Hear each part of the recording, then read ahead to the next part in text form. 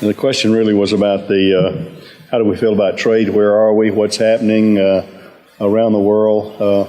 I think for our farmers and producers, ranchers, their top three issues are trade, trade, trade, because they are so efficient and can produce more than we can consume here. Trade is an integral part of the overall business model for American farmers and ranchers today.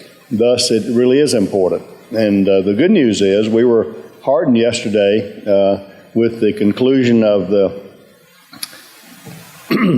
China discussions this week. I don't want to mean that they were concluded at the yesterday as Vice Premier He met with President Trump in the Oval Office. I thought there was a good spirit. President Xi had sent a very gracious letter that President Trump had them read, and Vice Premier He had also some very, I think, comments that engendered a real spirit of wanting to get done, wanting to get a deal done.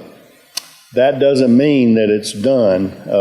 It's never done till it's really done, and then it's not really done until there are enforcement mechanisms. And certainly from the core issues that President Trump has been concerned about over intellectual property transfer, forced transfer, intellectual property theft, those type of structural issues, I think progress was made, but we're still a long way. There was a conceptualization of how that enforcement would take place, which the President is certainly interested in long-term sustainability of any agreement that's signed. He was not going to sign something just to have a deal that does not have any teeth in it going forward. So we were heartened by the spirit of the negotiations yesterday with China. They'll continue. We'll have a delegation going back to China later in February, and then I would expect that President Trump and President Xi would gather together sometime after that, and we would love to see a comprehensive major relationship deal with China restored. We would love for them to be a reliable customer. We know that we can be a reliable supplier, and that's critical. Not only China, obviously U.S. Trade Ambassador Lighthizer is very aware of the criticality of Japan, particularly with the implementation of TPP coming down the pike. He understands how important Japan is to certainly the beef market and agriculture as a whole in the United States, and is working very diligently in the Japan-U.S. Trade relationships that way. EU is another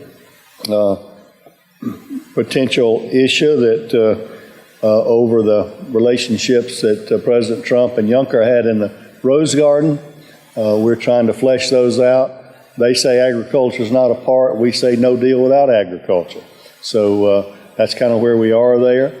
The EU probably has as many non-trade barriers for U.S. agriculture as any place in the country or any place in the world does. And we are insistent that they remove those non-trade barriers.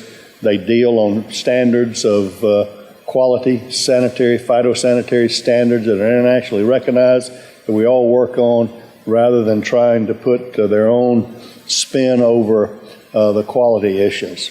So that's kind of the summary of trade from the three of the large.